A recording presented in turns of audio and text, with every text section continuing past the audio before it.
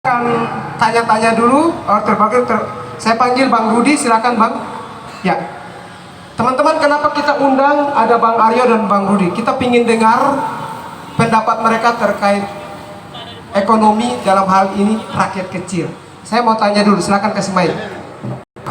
Untuk sekarang ini lagi Ini airnya udah. Bisa keras lagi Pak? agak sulit sekarang. Agak sulit. Sulitnya di mana Pak? Dia kurang laku. Kurang laku. Sama. Agak sulitnya dalam hal apa nih Bang? Bagaimana menurut Abang terkait dengan situasi sekarang nih Bang? Parah banget. Apanya yang parah Bang? Gimana Bang? Kasih keras-keras. Ekonomi Abang yang lagi kurang ya. Anak berapa Bang sekarang? 3. Sekolah semuanya. Sekolah. Terus apa harapan Abang ke depan? Keluarga yang disampaikan oleh Bang Rudi sama Bang Aryo. Terima kasih. Ya, nama saya Soeharto, panggilan medsosnya Rian Rafli. Masalah ekonomi yang lemah pada saat ini, kalau kami dari Barisan Relawan Indonesia melihatnya ini wajar terjadi karena memang banyak subsidi yang tidak tepat pemerintah saat ini. Subsidi apa tuh Bang? Biar lebih jelas. Termasuk subsidi BBM itu yang ditarik dikurangi, termasuk subsidi yang lain, termasuk ada harga kesibukan mereka bagaimana meningkatkan daya beli bagi masyarakat. Itu yang dari saya sebagai salah satu pengurus dari Barisan Relawan Indonesia. Baik, sebelum kita memasuki pada tahap berikut, saya meminta pendapat dari Bang Ramadan Pohan. Abang, bagaimana menurut Abang situasi sekarang terkait dengan ekonomi kita dan menatap masa depan Indonesia ke depan? Ya, terima kasih. Yang pertama, saya baru beberapa hari yang lalu ikut di dalam perbincangan TikTok. Terus terang saya bukan pemilik TikTok, tapi karena ada hal yang mesti disampaikan Bang Bestari dan kawan-kawan semua, saya mendengarkan ada TKI yang di Malaysia dan kemudian ada yang di Timur Tengah, dari Taiwan dan macam-macam itu. Saya mendengarkannya itu dengan miris, terenyuh saya. Kenapa demikian? Karena ketika mereka menceritakan bahwa mereka itu sebagai pejuang devisa kita tiba di tempat bekerja mereka, dan kemudian dari berangkat dari tanah air sudah kena peras sampai di sana juga diperas. Jadi kita mendengarkan cerita tentang pemerasan, kita mendengarkan cerita bagaimana ketidakpedulian dari aparat, dari cerita mereka, dari masyarakat Indonesia di sana itu dia dengarkan dan dia bela di hadapan pemerintah kita di sana. Dan kemudian yang kedua, kalau kita lihat bahwa masalah keadilan sosial itu adalah mereka pemilihan presiden tanggal 14 April pada hari Rabu 2024. Saya kira demikian. Terima kasih. Baik, terima kasih. Kita beri aplaus dulu buat Bang Ramadan. Ya, kita serahkan berikut kepada Kakak Laode Basir. Silakan. Tim beliau banjir bisa ada kita. Assalamualaikum warahmatullahi wabarakatuh. Melengkapi apa yang saudara kita tadi sampaikan, kita ingin menatap masa depan. Tapi bagi sahabat saya, siapa?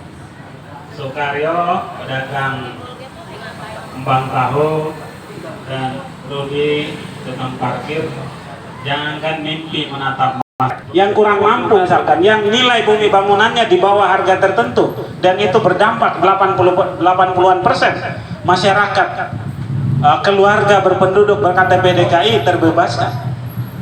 Anies Rashid Baswedan ingin hadir untuk meringankan beban masyarakatnya. Kalau pendidikan anak-anak kita ditanggung, karena itu tujuan dari kita merdeka, mestinya kan tidak ada yang putus sekolah. Ya, kesehatan, semuanya di Indonesia itu murah. Ya. Jadi ya biarlah anak-anak bangsa ini menjadi saksi, kompensasi IKN, ya please invest to my IKN, dan saya akan berikan pasir Anda, pasir-pasir kita untuk Anda. Terima kasih. Ya, pohon di sini ada bank data tentang prestasi Mas Anies, capaian-capaian Mas Anies, apa saja yang ini Mas Anies, supaya orang semua tinggal ambil. Ya, supaya yang deposito, yang menabung di bank itu ada Bank Keis, ya, ada bank Bank Ramadan Pohan, harus punya kewajiban setiap hari menabung di foldernya yang mengelola bank data. Terima kasih. Assalamualaikum warahmatullahi wabarakatuh. Baik, kita tepuk tangan dulu. Ada tanya jawab dari room TikTok. Apakah ada Kakak Seong, Kakak Tri? Hal-hal lain. Ini menjadi penting agar ada keseragaman pandang terhadap situasi ekonomi, politik, sosial, budaya yang nantinya outputnya itu bukan lagi didasari dengan kata pokoknya. Nah, kalau pokoknya ini masuk kategori irasional juga ya. Saya kira itu. Nah, kepada Bang Ramadan tadi, Bang, tentu masyarakat juga menginginkan ya mendapatkan pencerahan apa yang mau dirubah dari negeri ini. Kalau memang kemudian kata perubahan itulah yang menempel di kepala, dan kenapa ini kemudian lawannya atau kita sebut antitesanya atau apa ya, imbangnya adalah lanjutkan. Apa sih perubahan dan lanjutkan itu, sehingga pada hari ini kita tidak sekedar memberikan kepada masyarakat yang kami sukai untuk kemudian kami mendukungnya.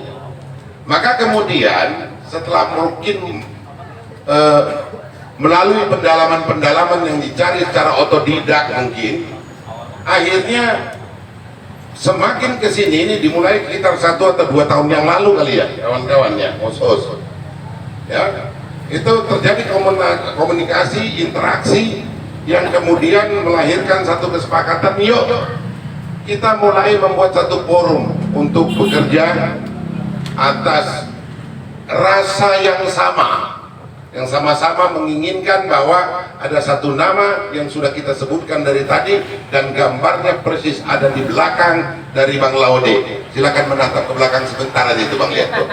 Itu dia.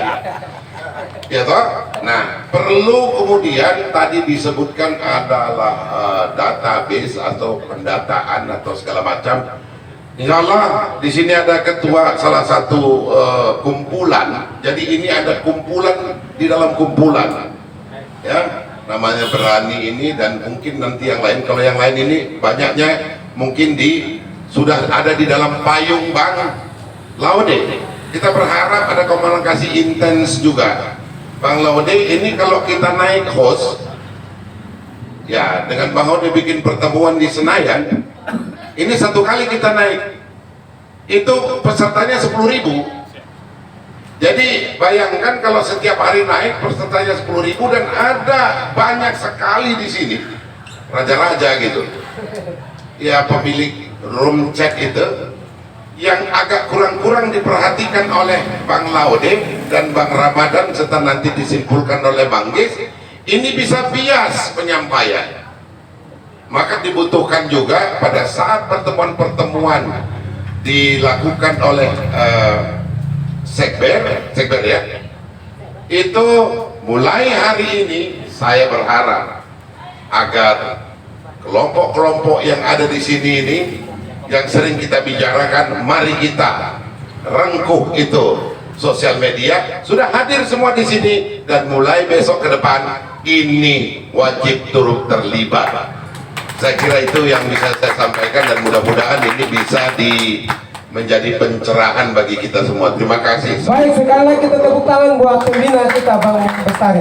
Silakan Pak, ini ada beberapa pertanyaan. Saya kembali mereview. Yang pertama adalah, apabila Pak Anies tidak menjadi presiden oleh karena 1 dan 2 hal, bagaimana? Apa yang akan terjadi? Yang kedua, ya, kita punya di Taiwan, Malaysia, Singapura, anggota kita ada di seluruh Indonesia dan ada di Asia, termasuk sudah mulai merambah ke dunia. Pertanyaannya adalah Barisan Relawan Indonesia ini bergerak membantu yang terkena musibah maupun membantu masyarakat yang kurang mampu dalam hal pendidikan. Itu di ADART kami. Pertanyaannya yang sekarang adalah bagaimana berani ini di medsos ini menyampaikan edukasi yang baik terhadap anggotanya, termasuk ada lawan-lawan diskusi di dalam media sosial, khususnya di TikTok. Di anggaran dasar anggaran rumah tangga kami diajarkan bagaimana anggota berani itu ke depan nanti memberikan edukasi yang baik, menjelaskan bahwa sekarang berani itu mendukung salah satu dari 3 kejadian itu. Yang pertama ada Pak Prabowo, ada Pak Ganjar, ada Pak Anies. Kami memilih kepada Pak Anies. Dan itu edukasi yang kami berikan kepada teman-teman. Kenapa sih kami memilih Pak Anies? Karena memang dari rekam jejak yang kami lihat di DKI Jakarta banyak sekali. Lalu kami jelaskan kepada teman-teman ya, di TikTok maupun di masyarakat lingkungan kami masing-masing. Dan target kami dari berani ini adalah agar masing-masing satu orang berani itu bisa bersosialisasi pada keluarga dan lingkungannya itu sebanyak 10 orang. Dan target kami bisa mencapai nanti di seluruh Indonesia dengan 34 provinsi ini anggota berani cukup terjamah yang bisa mendukung Bapak Anies Rashid Baswedan. Saya mau ceritakan sedikit bahwa 2 menit ya. Harus dilanjutkan dan ditingkatkan. Nah sekarang begini, kalau kita bicara lebih arahnya itu pada perubahan, ya, dengan hal-hal tertentu tentu ada yang harus kita lanjutkan, tapi heavy-nya, bobotnya, beratnya ini lebih kepada untuk perubahan. Contohnya begini, pada saat sekarang ini teman-teman merasakan tidak bahwa menyampaikan pendapat itu di depan umum tidak begitu mudah, ya, dan ada risiko-risiko. Nah intinya ini kan harus diubah. Nah kalau misalnya Anies jadi presiden, saya membayangkan, dan insya Allah karena kawan-kawannya Anies saya kenal semuanya, kawan-kawannya itu adalah kawan-kawan yang sangat tidak suka dengan pembungkaman, tidak suka dengan anti demokrasi, tidak suka dengan penjoliman, tidak suka dengan pelanggaran HAM, ya kan? Ya, guys, kita tahu track recordnya guys bagaimana. Jadi itu sudah mencerminkan tentang Anies Baswedan ataupun banyak teman-temannya itu yang saya kira akan ikut menjaga Anies ketika dia menjadi pemimpin, sehingga nanti ketika ada misalnya Anies sebagai presiden melenceng di dalam kebijakan dan pemerintahannya, kemudian teman-teman mengkritik begitu ya, mengkritik dengan gaya bahasa segala macam, saya bisa pastikan bahwa Anies tidak akan melakukan penangkapan terhadap kalian. Mantap. Saya memastikan bahwa Anies akan polisi itu kan siapa yang menggerakkan? Ya presiden, Pak. Ya, nah presiden yang akan memastikan tentang ketiadaan penangkapan itu tadi terhadap mereka yang mengatakan melakukan kritik. Saya mencuplik sedikit percakapan kami waktu dulu ya. Anies pernah mengatakan begini, bahwa dia bilang begini, aneh di Indonesia ini. Dia pejabat, tetapi ketika dilakukan kritik, kata dia langsung mencemarkan nama baik dan kemudian melakukan penghinaan. Lah yang namanya pejabat itu harus siap untuk dikritik, harus siap untuk digempur gitu. Dan itu yang terjadi. Nah, saya punya keyakinan di sini bahwa iklim demokrasi kita ini akan lebih baik berada di bawah Anies Baswedan nanti itu adalah karena Anies sendiri itu tidak anti kritik. Bapak-bapak, ibu-ibu, kawan-kawan sekalian bisa membayangkan dulu ketika Anies memimpin Senat Mahasiswa Perguruan Tinggi di UGM, dia bikin ada satu satu akun Yahoo atau Hotmail begitu, yang akun dan passwordnya dia sampaikan kepada orang semua supaya orang melakukan kritik kepada Anies di situ. Jadi supaya tidak takut-takut, nggak usah pakai nama. Nah itu udah dilakukannya. Yang kedua, ketika dia mengikuti konvensi Capres 2013 di Partai Demokrat, ada satu forum dilakukan namanya mengadili Anies gitu. Jadi dia memang suka untuk menerima kritikan-kritikan. Dan yang terakhir kita ingat acara di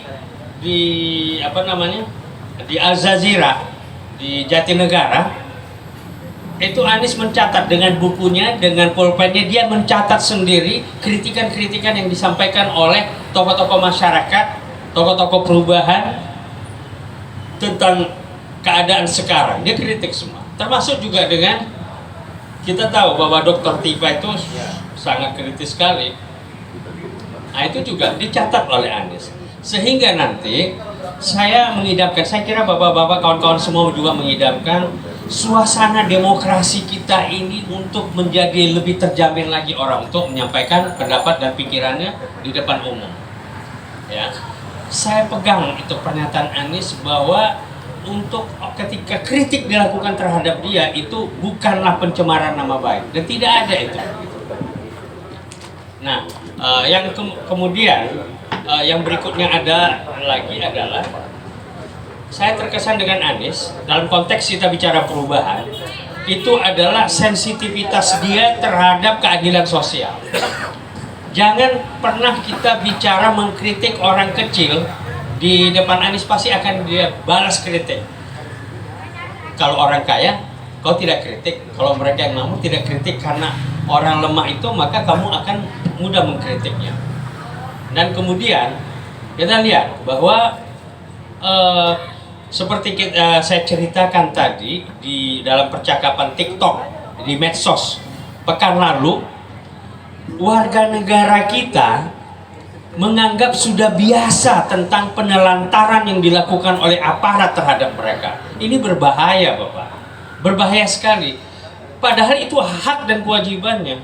Dan kemudian pejabat-pejabat ini, ASN ini, pimpinan-pimpinan ini, para politisi yang menjadi pejabat ini, itu mereka dibayar, digaji dengan pakai uang rakyat, uang pajak. Pajak kita semua. Kita beli Indomie aja pajaknya, beli apapun ada pajaknya gitu ya. Itu adalah pajak gitu loh. Jual apa yang tidak dipajak di negeri ini, semuanya dipajak gitu. Jadi mindset ini harus kita ubah. Ketika mereka berkuasa itu bukan berarti mereka menguasai segalanya gitu, tidak bisa. Itu cantik sekali, saya mau tutup. Cantik sekali ketika Anies mengajari orang tentang kekuasaan. Kekuasaan itu tidak akan pernah berpindah dari rakyat. Yang berpindah itu adalah kewenangannya, itu pun 5 tahun. Dan sampai 10 tahun periode kedua, habis itu udah selesai gitu loh. Kekuasaannya tetap di tangan rakyat. Nah, ini yang akan dikembalikan oleh Anies. Ketika dia menulis kemarin di Kompas, meluruskan jalan kebenaran, antara lain yang seperti ini. Jadi saya kira begitu dalam soal perubahan itu tadi. Saya berharap bahwa yang dilakukan oleh teman-teman di medsos, di TikTok ataupun di Twitter dan sebagainya, lanjutkanlah terus seperti itu, karena dengan kehadiran kita semua maka publik akan melihat bahwa Anies Baswedan pendukungnya hadir di mana-mana. Terima kasih. Baik, Bang, ini ada satu pertanyaan yang belum terjawab, di mana kalau menurut kami tim TikToker, kami sudah kuasai udara untuk TikTokernya Kakak Murka, tapi teman-teman dari luar negeri juga mengatakan strategi apa buat teman-teman TikTok untuk berbicara lebih bijak lagi di publik. Kalau saya kira ini, bahwa politik Indonesia itu tidak suka dengan orang marah-marah. Makanya kalau marah-marah susah untuk menjadi presiden. Ya itu. Jadi ada satu hal gini, kita itu kita harus memenangkan hati lawan bicara kita gitu. Lebih baik kita memenangkan hati lawan bicara kita dan dia akhirnya ikut kepada kita dibandingkan kita memenangkan perdebatan itu sekalipun. Lebih baik kita memenangkan hati ini. Ikutin aja langgamnya itu. Jadi teman-teman juga TikToker itu seperti politisi juga agak-agak ngayun Kebetulan dikit, lagi live gitu ya. semua, Bang. Dia ayun sedikit ya. Tapi kalau main keras gitu ya kan, oh kamu salah, kamu ini gitu. Orang tidak suka gitu loh. Kamu maki-maki orang tidak suka gitu ya. Artinya kita ini merebut perhatian masyarakat. Kita ingin memenangkan hatinya gitu ya. Bukan memenangkan perdebatannya. Kami merasakan. Memenangkan hati. Saya kira itu kalau dari saya ya. Baik, terima kasih Bang. Bang Laode, sebagaimana yang disampaikan oleh Bang Bestari, juga itu Bang, kami sudah kuasai media udara, TikToker, tapi itu strateginya bagaimana supaya komunikasi publik yang baik buat kami. Kebetulan mau kemana kita dibawa? iya, mau kemana kita mau dibawa. Kebetulan yang live ini banyak banget teman-teman dari luar negeri juga sementara nonton. Taiwan, Amerika, Singapura, Malaysia juga nonton. Saya juga live, beberapa TikToker juga lagi live. Begitu Kak, silakan. Terima kasih. Nanti pertanyaan itu bagian ketiga saja, tapi menjawab bagian yang itu saya minta semua jangan live dan matikan. Jadi saya menjawab 1-2 dulu yang boleh live. 1-2 tentang kalau Mas Anies tidak jadi dicalonkan, tidak jadi maju, kita mau apa? Saya deklarasi mendukung Mas Anies itu udah 2 kali. Sebentar Pak. Ya. Tolong jelaskan dulu Anda ini siapa. Mungkin yang belakang belum tahu. Oh iya. Siap.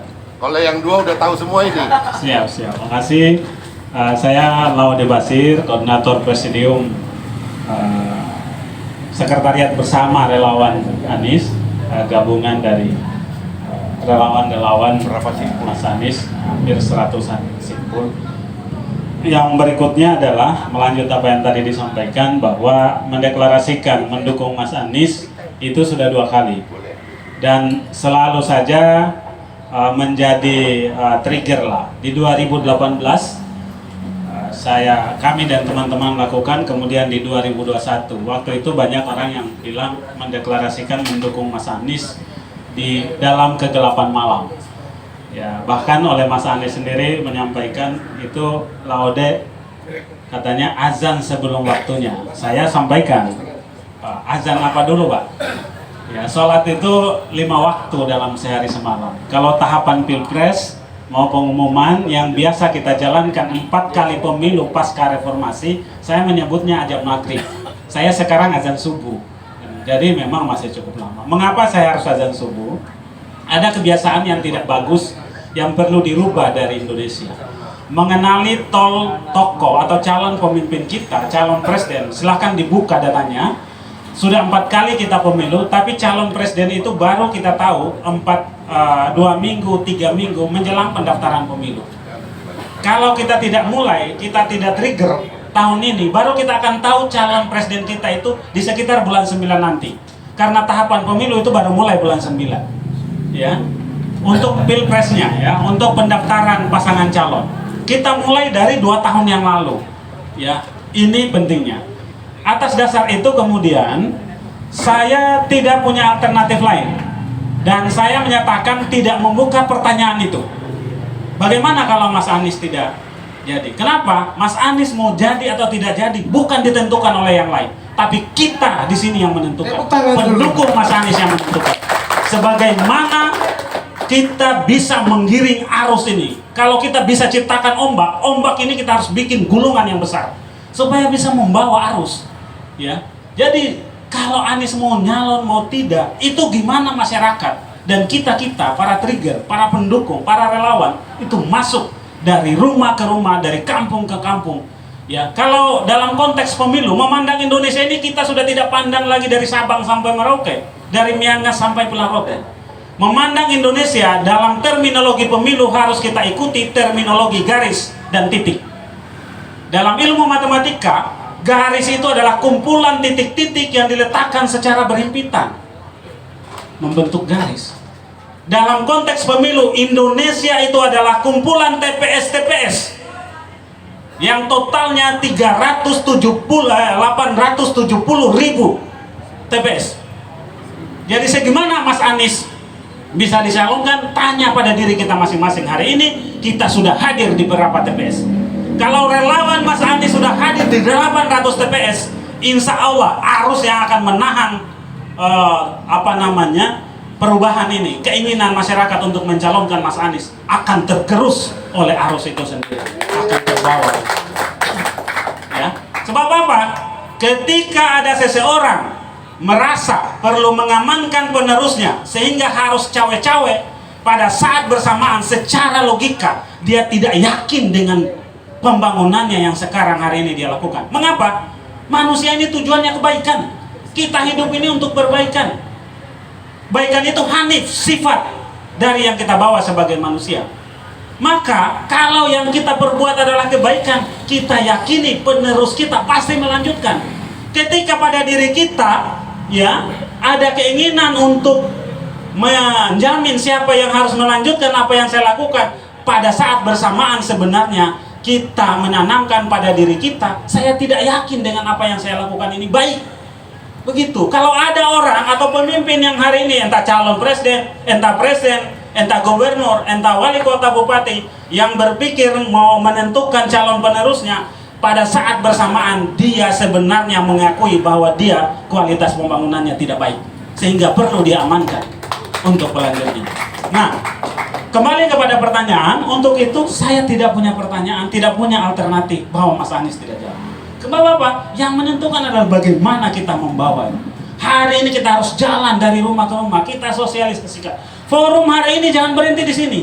Kalau setiap hari Rabu kita launching, kita diskusi seperti ini, jangan hanya di sini tempatnya. Besok kita pindah ke lurahan mana, minggu depan di mana, ini di mana, kita berpindah-pindah. Kita kemudian cloning acara ini. Besok saya dan Bang Bertari nggak boleh kumpul lagi satu tempat. Bang Geis di mana? Bang Ramadan Pohan di mana? Bang Soeharto di mana? Ya, seluruh Indonesia 870.000 TPS harus kita lakukan hal yang sama. Kalau itu bisa kita lakukan, yakini pasti, ya, insya Allah, ya, karena hasil itu tidak pernah akan mengkhianati usaha.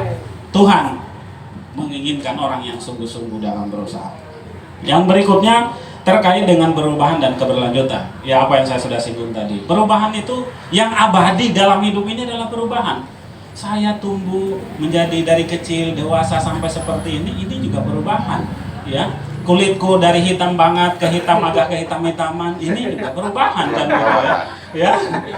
Yang jadi putih ke putih-putihan terlalu banyak perawatan itu juga perubahan kan gitu ya. Ya.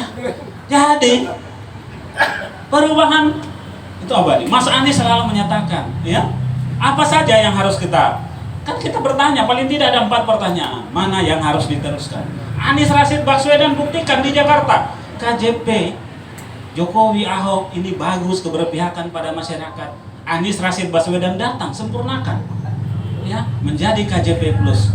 KJS Jokowi Ahok sempurnakan, ya. Pulau reklamasi yang dulu sangat privasi, ya, tidak boleh orang susah. Anies Rashid Baswedan datang. Kan kalau Anies Rashid Baswedan mau tidak mementingkan dengan kesepakatan gubernur sebelumnya, tinggal bilang, "Goy, keruk lagi tuh pasirnya, kembalikan di mana kau ambil." Kan tidak. Ditata dengan baik. IMB yang melanggar, rapikan, benari. 1/3 untuk lahan terbuka, 1/3 boleh kamu untuk hunian, 1/3 lagi untuk fasilitas umum sehingga Bang Bestari bisa main golf di sana. Itu pulau reklamasi itu Sedayu kan gitu ya. Itu Anies Rashid Baswedan hadir. Apalagi ya, bagaimana dulu kita lihat harga barang pokok di Pasar Keramat Jati dengan di Pulau Seribu, Anies Rashid Baswedan hadir, datangkan dengan Jack Grosir di Pulau Tidung Kecil, ya, diintervensi transportasinya sehingga harga barang di Keramat Jati dengan harga barang di Pulau Seribu sama. Ini bicara keadilan, ya. Indonesia oleh Pak Jokowi punya visi Indonesia sentris, pembangunan tidak hanya di Pulau Jawa, tapi mari kita buka angka-angkanya. Duit itu, APBN itu beredar paling banyak di Pulau Jawa. Saya dan Bang Fris ini sebagai orang Indonesia Timur ya dapat sisa-sisanya. Jadi kalau kita bilang visinya begini, ya realitasnya kita omongkan loh. Kita laksanakan apa yang kita omongkan. Mas Anies katanya hanya bisa menata kata. Yang memang pemimpin itu harus bisa berkata-kata. Ini tujuan pemimpin. Kita tidak sedang memilih untuk tukang sapu, Ya, bukan memilih untuk tukang palu, tukang pasang bangunan.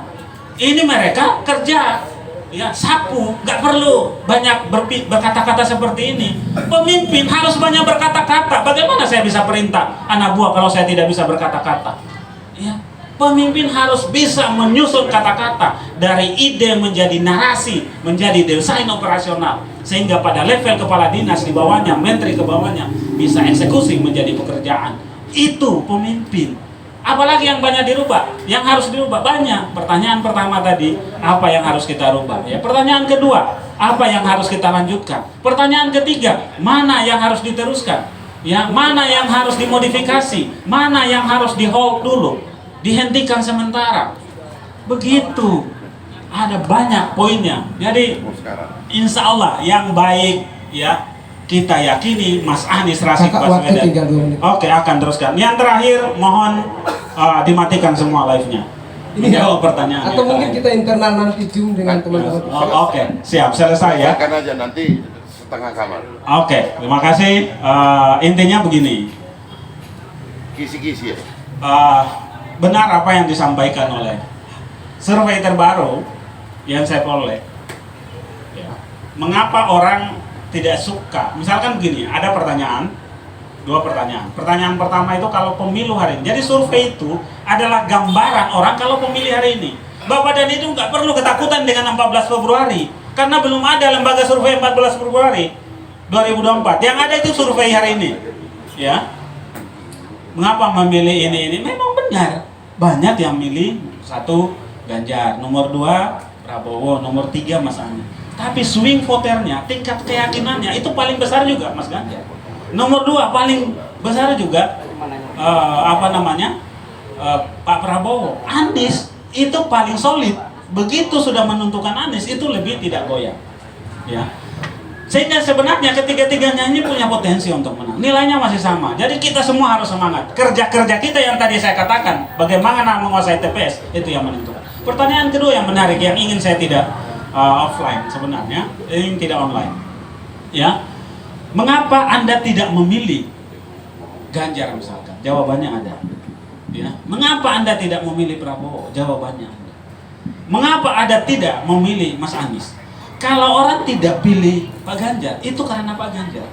Orang tidak pilih Pak Prabowo, itu karena Pak Prabowo. Tapi orang tidak pilih Pak Anies, itu rata-rata suka ide Pak Anies, suka gagasannya Pak Anies, lihat track recordnya Pak Anies. Bukan karena Pak Anies orang tidak pilih Pak Anies. Ini yang harus kita renungkan. Tetapi apa? Lebih menurut bahasa anak muda itu, berisik itu pendukung Mas Anies. Ya, ya. Jadi yang paling penyebabnya ini tuh orang tidak milih Mas Anies, pendukung Mas Anies serangnya berantem. Jadi saya mohon Bapak dan Ibu sebagai pendukung Mas Anies, mulailah berkata-kata yang sopan. Kalau dimaki, jangan balas memaki. Memang mereka memaki kita itu akun palsu untuk memancing kita memaki, karena kita semua akun-akun asli. Itu yang bisa saya sampaikan. Mudah-mudahan menjadi perhatian kita semua. Baik, kita tepuk tangan dulu buat Kakak Laode. Ada 2 kata kunci yang saya petik di sini. Jangan pernah ragukan